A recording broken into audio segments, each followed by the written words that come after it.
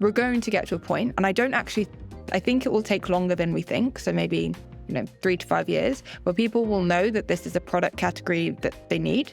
And it will look a lot more like, I'm buying a CRM as opposed to I'm trying to unlock entirely new functionalities for my organization as it is at the moment. So that's the way that I think it'll evolve. But yeah, I actually kind of hope it evolves in that way. I think it'd be good for the industry as a whole for there to be better understanding of what the various categories are and what problems people are actually solving. Big companies face a ton of red tape and hurdles before they can experiment and bring AI to their organizations. That's a real pain for the people in those companies. It's also a real pain for the people trying to sell AI into those businesses. That's why I'm excited today to bring you my conversation with Meryem Arik, who is the co-founder and CEO of Doubleword, formerly known as Titan ML. We talk about why the hardest problems are usually people problems, what she's seeing in the industry in terms of how big companies are buying LLMs or bringing on-prem deployments into their business so that they can really start to scale AI across their business.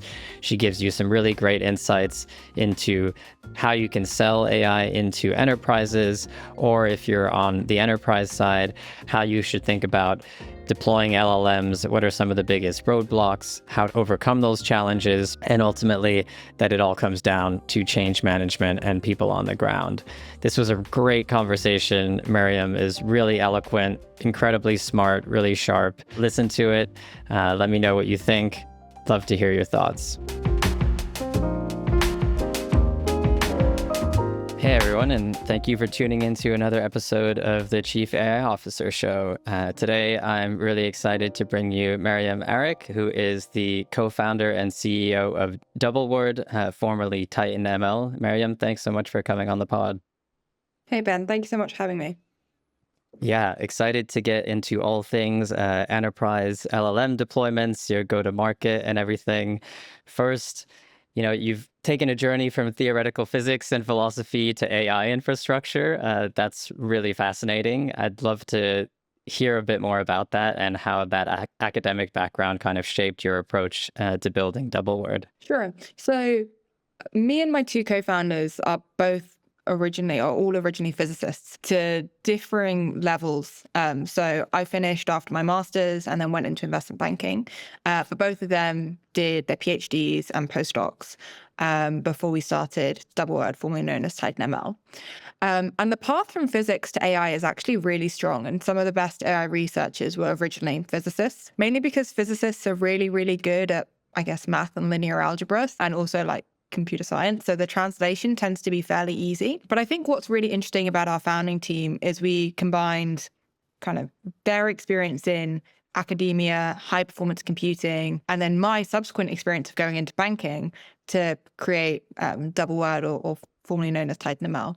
And the work that we do now is trying to figure out how we can help enterprises deploy generative AI and deploy LLMs in a way that is super secure and the way that is deployed in their own environment. So that takes my experience of working with regulated industries with their experience of really, really good ways to work with, very, very complex mathematical objects. So that's kind of the story. The pipeline from physics to AI, I guess, is fairly common in the research space. But what's nice is that we, in our founding team, sprinkled in a bit of working in regulated industry to pull it all together to create what we now work on. Yeah, that's a great angle. We all know that every enterprise is trying to build their own LLMs or really get into this space, but they are all very scared about security issues. So I think having that background probably helps you a lot from a go-to-market perspective. Before we get any deeper, I have to ask what precipitated the Doubleword from Titan ML branding shift. It's a not so common at an early startup stage to already rebrand. Yeah, so we have actually been going longer than I think most people think. So we started the company in 2021. And for the first year and a half, it was essentially research work. We hadn't raised any money and we were just kind of interested in how we could make, at that point, deep learning models and BERT models run really fast. It wasn't something that was a really kind of commercialized experience. So the company was founded and was named in a world before ChatGPT, in a world where ML was kind of what people, called it back then, or ML/deep learning. And so the company was named in that respect. We then, obviously ChatGPT came out, and then Amazon then released their Titan models. So we then got a lot of customer confusion of, oh, you guys do machine learning, and, are you the Titan models that AWS keeps talking about? And it's also not good because the Titan models are not that great in the grand scheme of things.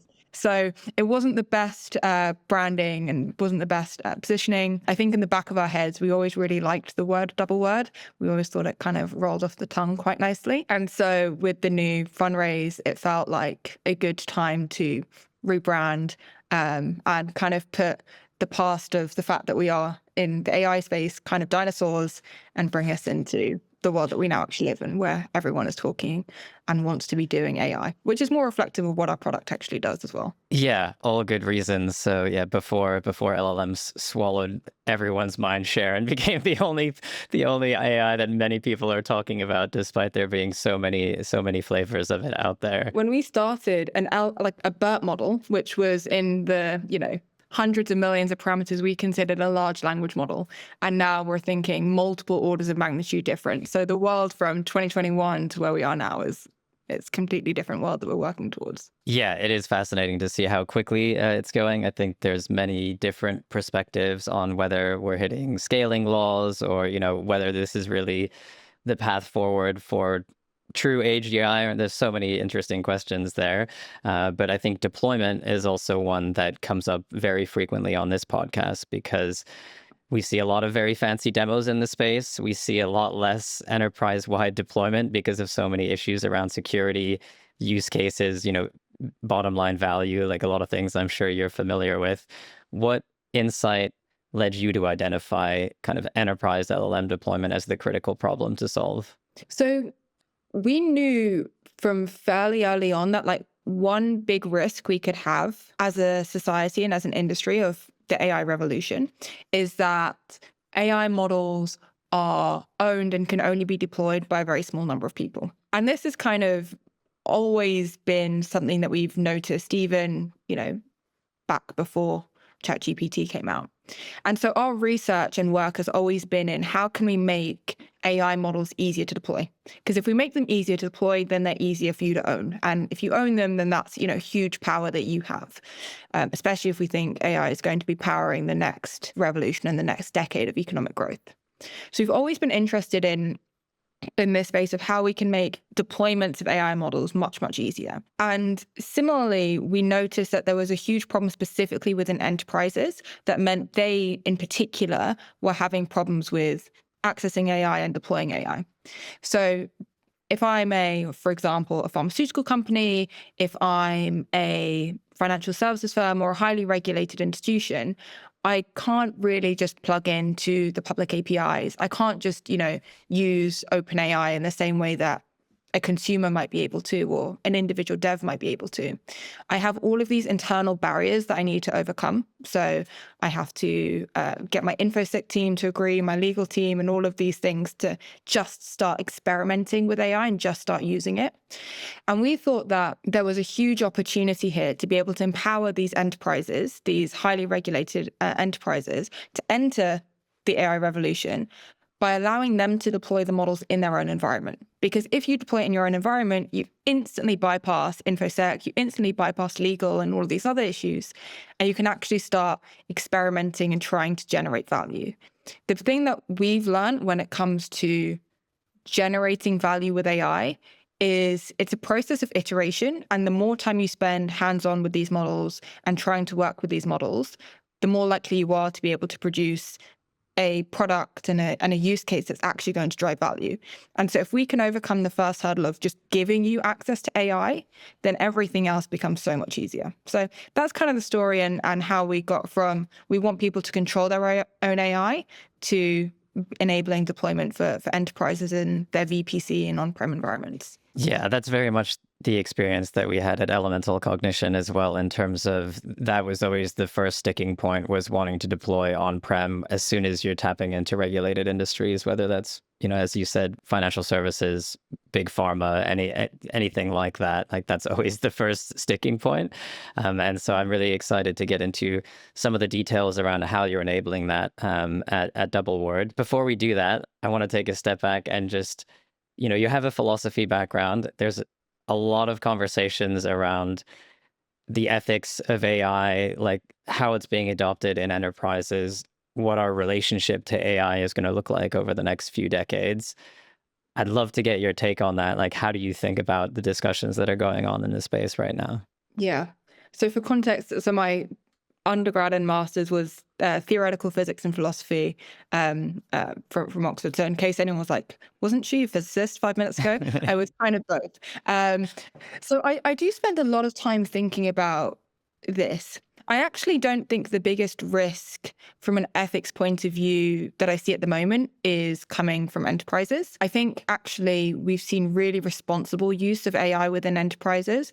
And I think enterprises have learned a lot of lessons from traditional machine learning on what good and bad ethics with AI looks like. For example, you probably shouldn't use it in hiring decisions. And that's a policy that we see most enterprises using. I see a lot of systemic issues and risks with AI. And something in particular that I'm very concerned about at the moment is what it means for mis and disinformation and fake news. I think I've been surprised, especially from the image model and voice model perspective, at how quickly things have become completely indistinguishable from what is real life.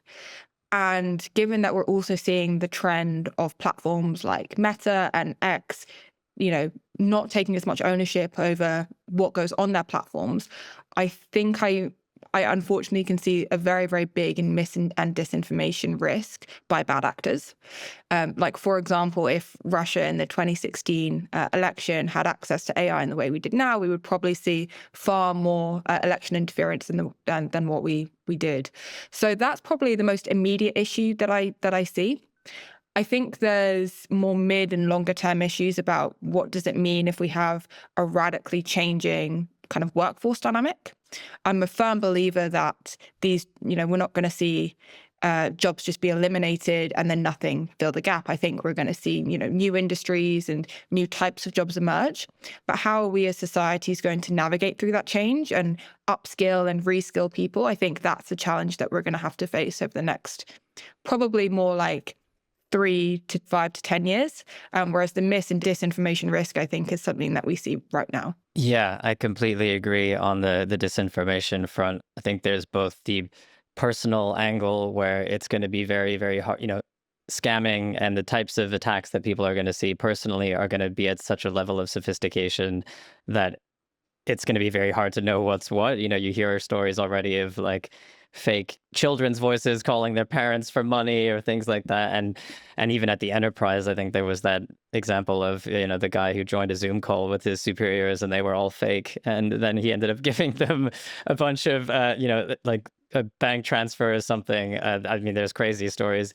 And then on the workforce side, I also agree. It's surprising to me how many CAIOs on this show talk about change management and kind of like that last mile being the most difficult part of actually enterprise-wide adoption of this technology, because you typically focus so much on the technology that you forget or you deprioritize the human element.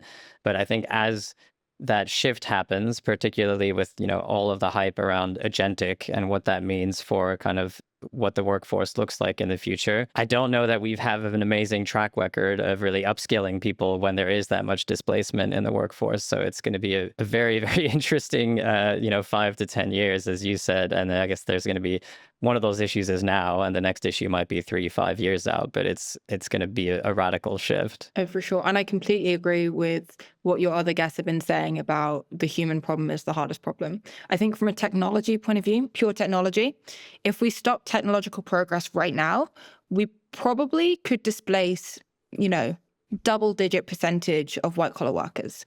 And the reason that's not happening right now is because actually the change management is really hard, and it's really hard to build that kind of product, and it's really hard to roll it out into mass production. So the reason I say it's a 3 to 5 year risk, even though the technology is here right now, is I don't actually think that enterprises are going to be able to deliver that value for 3 to 5 years because of change management. And it is really hard.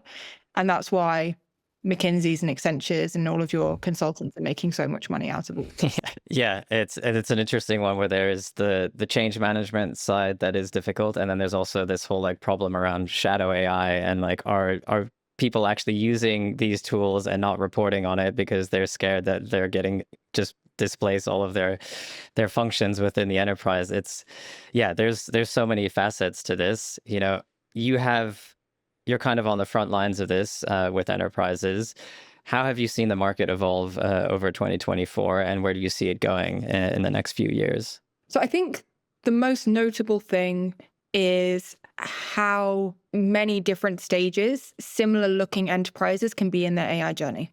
So I can speak to, say, 5 different pharma companies, all of a similar market cap, and they can be in radically different positions with their AI, all the way from we've got multiple use cases in production and scaled, to we don't even have access to any AI APIs. And so there's actually a huge breadth of where people are in their journeys. I think some things that I've noticed is that people have evolved a lot since end of 22, beginning of 23 to where they are now, where most enterprises, even if they haven't actually started building yet, know what the value additive use cases could be in their industries because they've started to see case studies, what other people are doing. And there's now like best practices of how to build good RAG and, good document processing. So they kind of know where the value is going to come from. Whereas 2023 was very much, we're just going to experiment and see kind of what sticks. So we're now at a position where we're starting to see people really attributing value to their AI and their AI applications, even if they might be at different stages of how far they are in actually building and deploying it and scaling it. Another thing I've noticed in 2024 is how many of the bottlenecks in enterprises are organizational regulatory bottlenecks as opposed to technology bottlenecks. And that's something that's really, really interesting. Most of the applications that our clients are trying to build are, I don't want to say solved problems, but like, a lot of people have built RAG applications and know what good RAG looks like. But the issues are things around, am I able to get access to the data and how will I roll it out? And, am I even allowed to use an LLM? So the organizational bottlenecks are by far the biggest thing holding back organizations at the moment from what we see. Yeah, I agree based on all these conversations I've been having. And how are you addressing that, right? It's obviously going to be a challenge for you as you're bringing something like Doubleword to market. Are you guiding your customers through that process? What are some of the biggest unlocks that you found in that journey? So I think we position ourselves as a solution to part of that problem. So that's the way that we've been taking it to market. So a lot of the things that are blocking our clients might be, let me give you an actual example. So let's say I'm a Mexican bank.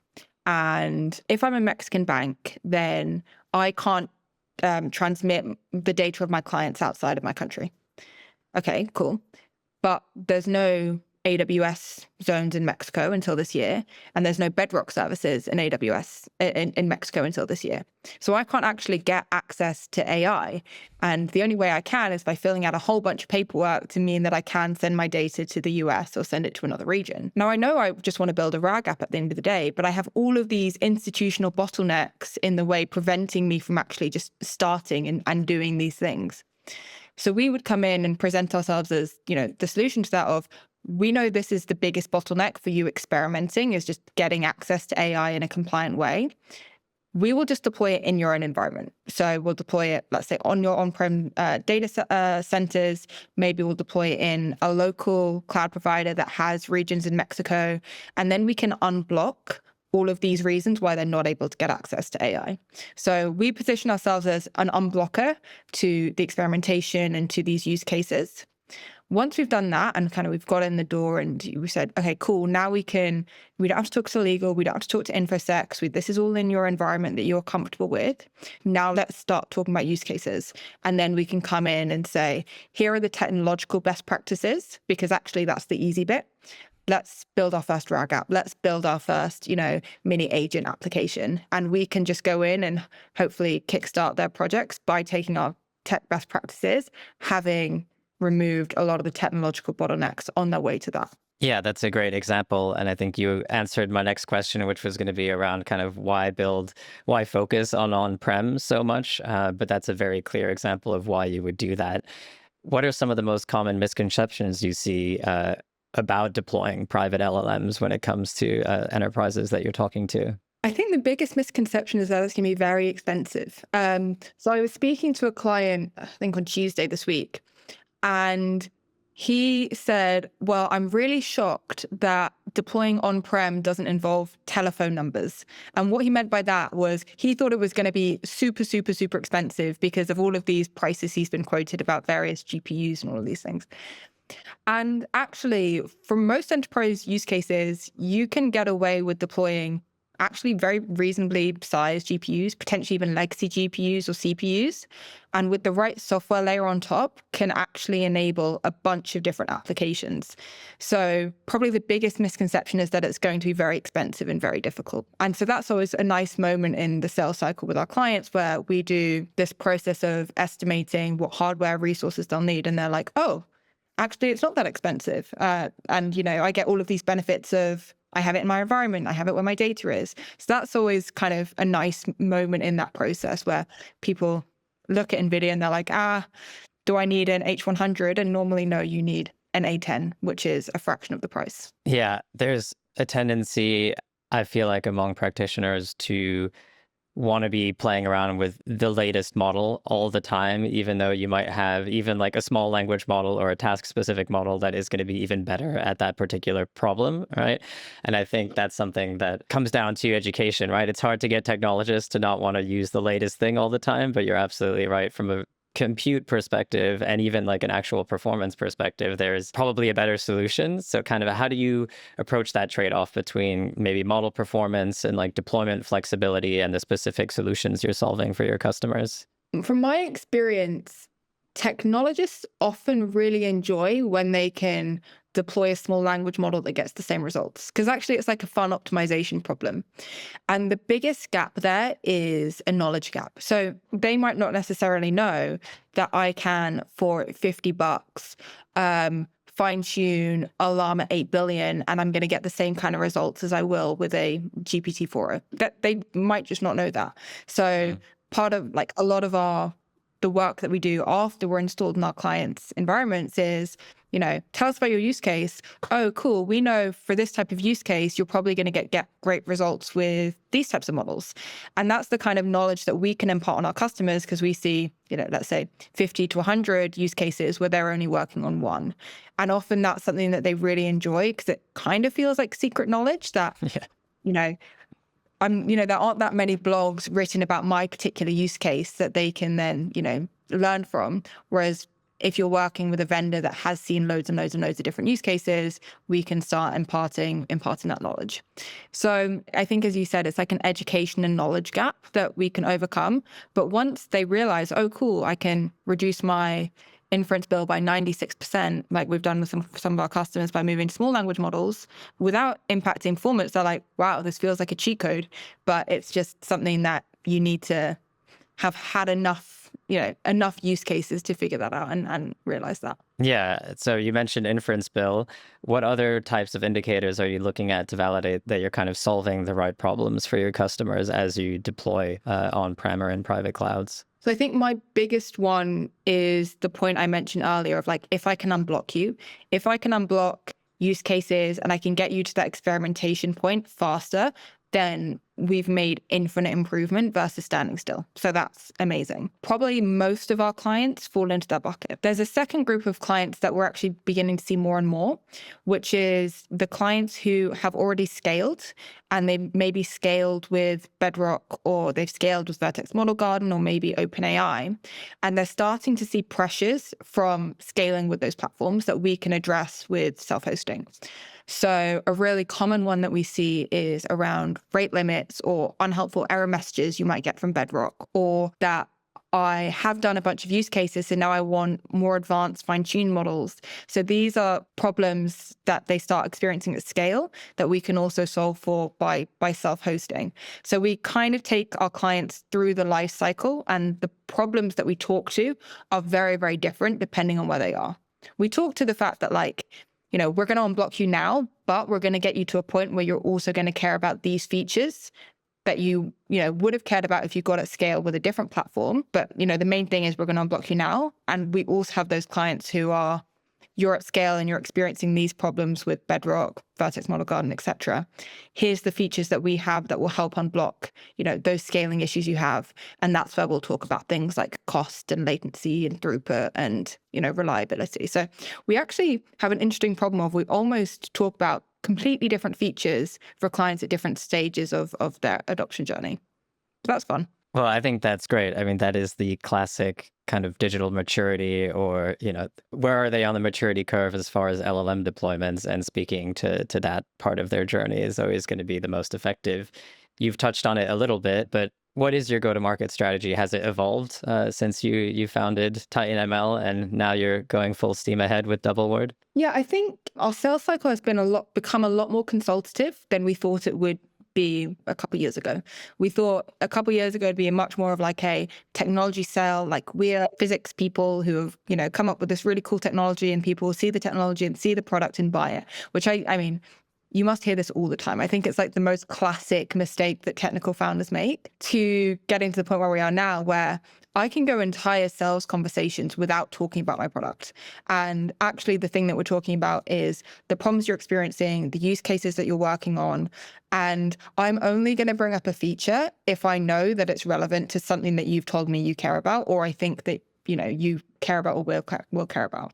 So the sales cycle has become longer, much more consultative, but I think our clients get much more value out of it as well, given that we're in an industry where there are very few people who have done this a bunch of times. And so they get, the benefit of the platform, which we know solves a lot of their problems, but they also get the benefit of knowing, we're going to help you solve all of these other problems, down the line as well. So I think that's the biggest change. It's gone from a product-led sell to actually a AI consultant that's actually fairly agnostic. In fact, last week, I referred 2 clients to competitive products because I thought that they were better fits for what we do, which is not something you would do if you're doing a product-led sell. I mean, that's exactly what I hear a lot on this show. And it's kind of the whole thesis of this podcast, which is that AI is going to be much more of a top-down sales-led motion than what we've seen over the last 10, 15 years with SaaS, which is very product-led growth motions, because you need deep integration into enterprise systems to create value. You have all of these security hurdles that you're dealing with in terms of on-prem deployments. And so that by nature makes it a top-down sale, and it makes it much more like consultative. And I think it's still, there's a lot to learn from what we've experienced in SaaS over the last 20 years, which is that acting as a guide, giving them a framework to think about the market, like being that guide on their journey to a deployment is going to be the best place for you as a business to grow quickly. I mean, given you're selling into enterprise and you have this kind of long consultative sales process, what channels are working well for you, and which one, in terms of acquiring customers, and why do you think they work so well? We get a lot from referrals and inbounds. I think we also get a lot through my channels. So I guess like my LinkedIn, when I do a lot of events and conferences, and normally at these events and conferences, I don't actually talk about what we do. And I think the reason my personal channel is working is because a lot of people in the market are kind of a little bit lost and actually just want to ask someone who, has seen this a couple times before. So they will come to me and say, hey, Meryem, loved your talk about XYZ thing about AI that was kind of unrelated to your product. Let me tell you about this use case I'm working on. And then we start a conversation, talk about the use case, and then, we get into understanding their problems from there. So that's been, I don't know how well it will scale. We're still relatively early stage. I mean, I can't have conversations like a million people at once, but I love it because I learn way more about their problems and their use cases, and that informs our product. And I think they get a lot of value out of it as well. So yeah, like conferences, events, talks, things like this maybe. And on LinkedIn, I post a bunch of stuff that I find interesting, tends to generate a lot of things. And then on the other side, referrals and inbounds, which is also nice. Yeah, that's great. I think founder-led sales in this industry works very well, especially at the kind of early stage where you are, and it's all about trust, right? And so if you're not trying to oversell people, and you're kind of showing up and talking about the things that resonate with them, that will go a long way. Looking forward a little bit, do you think that the buying process for LLM deployments, solutions like yours, is that going to evolve over the next few years? I think so. And I think the main way that it will evolve is it will turn into a category that people really understand. Right now, it's actually not really a category that people understand. And the way that we position our product is as a competitor to like a Bedrock or a Vertex Model Garden. And we position ourselves as imagine if you could have this, but it was deployed in your environment and it was customized for you. That's kind of how we position our product at the moment. But we have to do a lot of explaining of what our product category is because it doesn't really exist yet. So that's part of the reason why the sale is so consultative. We're going to get to a point, and I think it will take longer than we think. So maybe 3 to 5 years, where people will know that this is a product category that they need.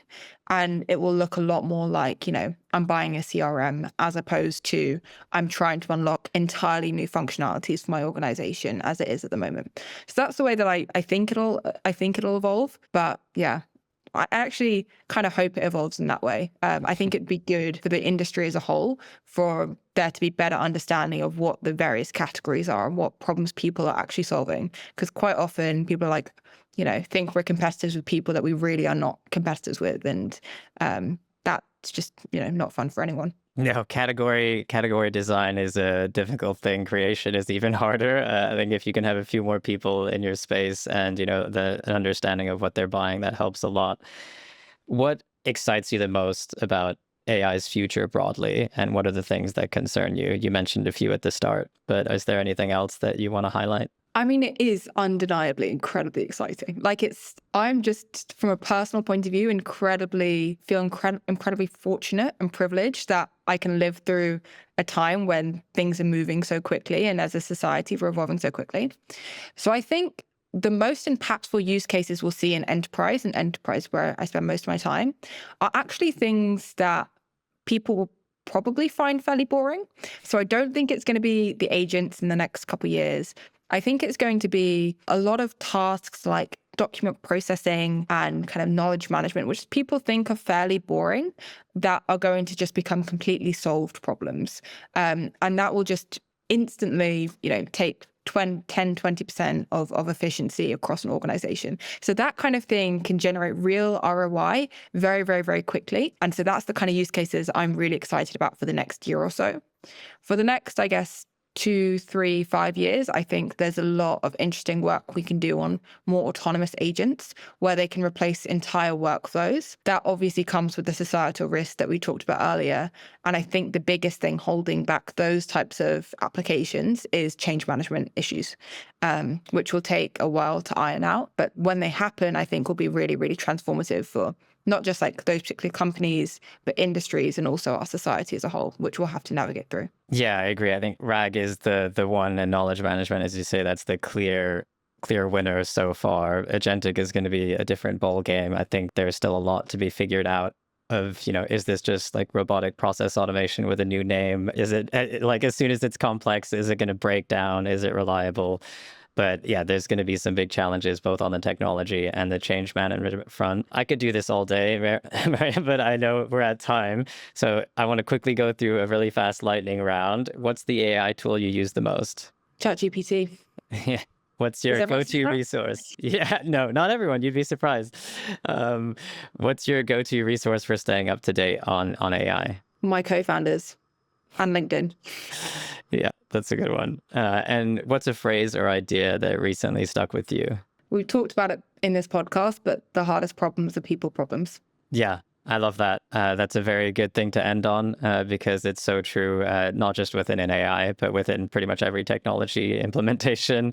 Meryem, thank you so much for coming on the show. If people, want to follow your work and get more of the things that you're saying, where should they go? Probably my LinkedIn. Okay. Well, yeah, that's Meryem Arik from Titan ML, now Doubleword. Go follow her on LinkedIn, send her a DM if you listen to this show. Meryem, thank you so much. It's been a pleasure. Thank you so much, Ben.